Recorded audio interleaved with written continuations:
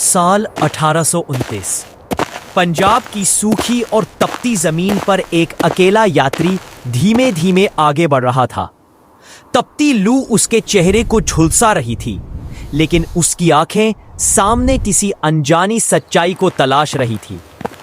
वह मुसाफिर एक गोरा अंग्रेज था, जिसने गांव वालों को अपना नाम चार्ल्स मैसी बताया। असल में वो व्यक्ति अपनी पहचान छुपा रहा था।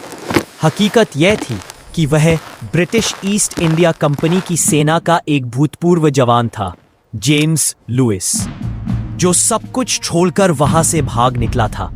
सत्ता की जंजीरों से निकलने के बाद अब उसे इतिहास की गहराइयों में उतरने का जुनून सवार था। बीते 2 वर्षों से वो भारत की धूल से भरी राहों पर घूम रहा था, कभी टूटे खंडरों की ओर, कभी प्राचीन मंदिरों के बीच, तो कभी वीरान किलों की दीवारों में बीते समय की आवाजें तलाशता हुआ। और फिर एक दिन जब वह पंजाब के एक अनजाने इलाके से गुजर रहा था, तो उसकी नजर जमीन से थोड़ा ऊपर उठे हुए एक अजीब से उभार पर ठहर गई। वो कोई आम टीला नहीं था। यह जगह बाकी जमीन से अलग महसूस हो रही थी। जेम्स ने अपने कंधे से बैग उतारा और उस उभार के पास घुटनों के बल बैठ गया। उसकी उंगलियां धीरे धीरे मिट्टी हटाने लगी। कुछ ही पलों में नीचे से एक ईंट दिखाई दी, लेकिन यह ईंट वैसी नहीं थी जैसी उसने पहले कभी देखी हो। उसका आकार इतना सटीक और समकोणीय था, मानो किसी सटीक तकनीक से तराशी गई हो। जेम्स की आंखों में चमक उभर आई। उसने खुदाई जारी रखी और एक के बाद एक कई ईंटें सामने आने लगी। धीरे धीरे एक दीवार का आभास बनने लगा, मानो किसी बीते युग की संरचना जमीन के नीचे सोई हो। तभी उसकी नजर एक पत्थर की स्लैब पर पड़ी। उस पर कुछ उकेरा हुआ था, एक रहस्यमय चित्र और उसके ऊपर कुछ प्रतीक। चित्र किसी जानवर का था, मगर ऐसा जानवर जिसे उसने पहले कभी नहीं देखा था। उसके माथे पर केवल एक ही सींग था। नीचे उसे और भी चिन्ह दिखाई दिए, एक विलुप्त लेखन प्रणाली के संकेत, ऐसी भाषा जो अब समय में खो चुकी थी। वह वहीं जमीन पर बैठ गया, अपनी डायरी खोली और उसमें लिखा, आज मेरे हाथ किसी ऐसे सत्य से टकराए हैं जो शायद किसी विशाल संस्कृति की नब्ज रहा होगा। ये दीवारें, ये प्रतीक, ये चित्र सब किसी ऐसे रहस्य की ओर इशारा कर रहे हैं जिसे अभी तक कोई समझ नहीं पाया। उसे यह एहसास नहीं था कि उस स्लैब के नीचे सिर्फ पुरानी ईंटें नहीं, बल्कि एक पूरी दुनिया छिपी हुई थी। एक ऐसी दुनिया जो अपने समय से बहुत आगे थी और शायद अब दोबारा सुने जाने को तैयार थी। इतिहास की गहराइयों में सदियों तक दबी रही एक ऐसी सभ्यता जिसका अस्तित्व सामने आते ही पूरी दुनिया चौंक उठी। एक समय तक कई पश्चिमी इतिहासकारों का यह मानना था कि भारतीय उपमहाद्वीप में मिस्र या सुमेर जैसी कोई विकसित प्राचीन सभ्यता नहीं रही, लेकिन जब सिंधु घाटी सभ्यता के अवशेष उजागर हुए तो इतिहास की यह धारणा पूरी तरह बदल गई। लगभग 5000 वर्ष से भी अधिक पुरानी यह सभ्यता अपने समय की मिस्र और सुमेर सभ्यताओं से न केवल समकालीन थी, बल्कि कई मामलों में उनसे कहीं अधिक उन्नत भी थी। यह कोई साधारण ग्रामीण संस्कृति नहीं थी, यह उस दौर की एक पूर्ण विकसित नगरीय सभ्यता थी, जहां नियोजित नगर, चौड़ी सड़कें, जल निकासी व्यवस्था और पक्के मकानों का निर्माण देखने को मिलता है। आज जब हम आधुनिक शहरों की अव्यवस्था देखते हैं तो यह जानकर आश्चर्य होता है कि हजारों वर्ष पहले बसाए गए ये नगर आज के कई आधुनिक शहरों से भी अधिक व्यवस्थित थे। यह विशाल सभ्यता त्रिकोणीय आकार में फैली हुई थी, पूर्वी भारत से लेकर आज के पाकिस्तान और पश्चिम में अफगानिस्तान तक। यह ध्यान देने योग्य है कि उस समय न तो आधुनिक भारत था, न पाकिस्तान, न ही अफगानिस्तान। यह पूरा क्षेत्र केवल एक भौगोलिक पहचान था, जहां से आगे चलकर भारतीय संस्कृति का विकास हुआ। उस दौर में दुनिया में गिनी चुनी ही सभ्यताएं थीं और उन्हीं में से एक यह सिंधु घाटी सभ्यता थी। इस सभ्यता का पहला संकेत साल 1826 में तब मिला जब चार्ल्स मेसन नामक विद्वान की नजर हड़प्पा के एक टीले पर पड़ी। हालांकि उस समय इस सिकंदर काल का अवशेष समझ लिया गया और विशेष महत्व नहीं दिया गया।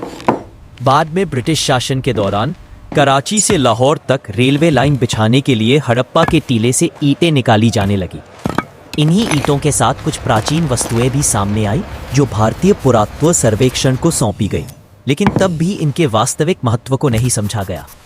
साल 1921 में भारतीय पुरातत्व सर्वेक्षण के महानिदेशक सर जॉन मार्शल के नेतृत्व में दयाराम साहनी ने हड़प्पा में व्यापक खुदाई करवाई।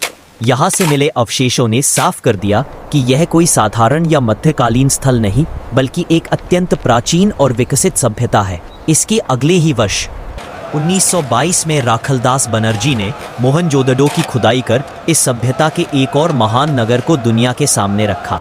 अब तक लगभग 1400 से अधिक स्थल खोजे जा चुके हैं, लेकिन इनमें से केवल 7 नगरों को महान नगर का दर्जा दिया गया है: हड़प्पा, मोहनजोदड़ो, धोलावीरा, लोथल, कालीबंगा, बनावली, चन्हुदड़ो।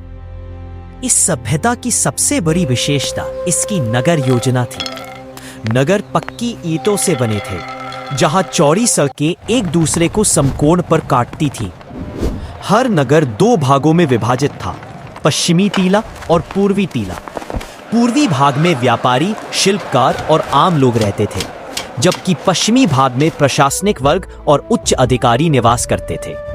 घरों में आंगन, कुएं, सीढ़ियां, स्नान घर और निकासी के लिए नालियां मौजूद थी। यहाँ तक कि हर घर से निकलने वाला गंदा पानी एक व्यवस्थित नाली तंत्र से होकर शहर के बाहर निकलता था। मोहनजोदड़ो का महान स्नानगृह इस सभ्यता की सबसे अद्भुत संरचनाओं में से एक है। लगभग 2.5 मीटर गहरे इस स्नानगृह को आज के स्विमिंग पूल जैसा माना जाता है।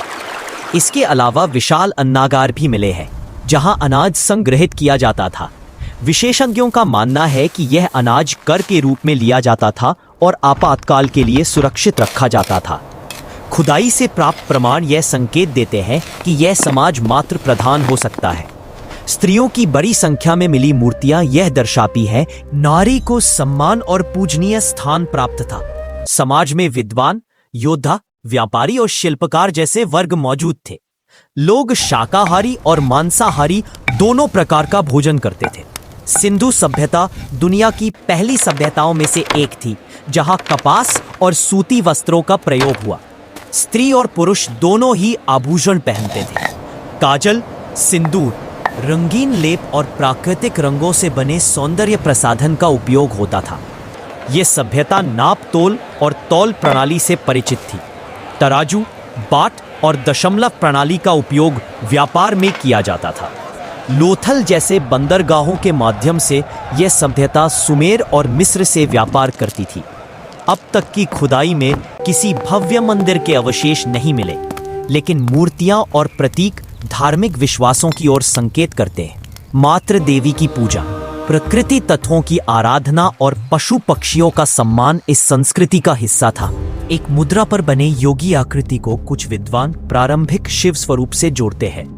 यह प्रश्न आज भी शोध का विषय है। कुछ विद्वानों ने इन्हें विदेश से आए लोग माना, तो कुछ ने इन्हें भारत की ही मूल जनसंख्या से जोड़ा। मूर्तियां और चित्रलिपि इस सभ्यता की कला को दर्शाते हैं। हालांकि उनकी लिपि आज तक पूरी तरह पढ़ी नहीं जा सकी है। इस महान सभ्यता का अंत किसी एक कारण से नहीं हुआ। जलवायु परिवर्तन, नदियों का सूखना, बाढ़, संभवतः महामारी और बाहरी आक्रमण, इन सभी ने मिलकर धीरे धीरे इस सभ्यता को समाप्त किया। लेकिन लोग पूरी तरह समाप्त नहीं हुए।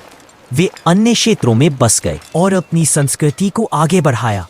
आज भी स्वस्तिक, पीपल वृक्ष का महत्व, नगरीय जीवन शैली और सूती वस्त्र सिंधु सभ्यता की विरासत है।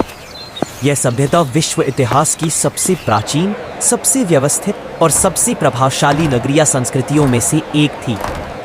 इतिहास की यह कहानी हमें यह याद दिलाती है कि सभ्यताएं मिटती नहीं, वे रूप बदलकर आगे बढ़ती हैं।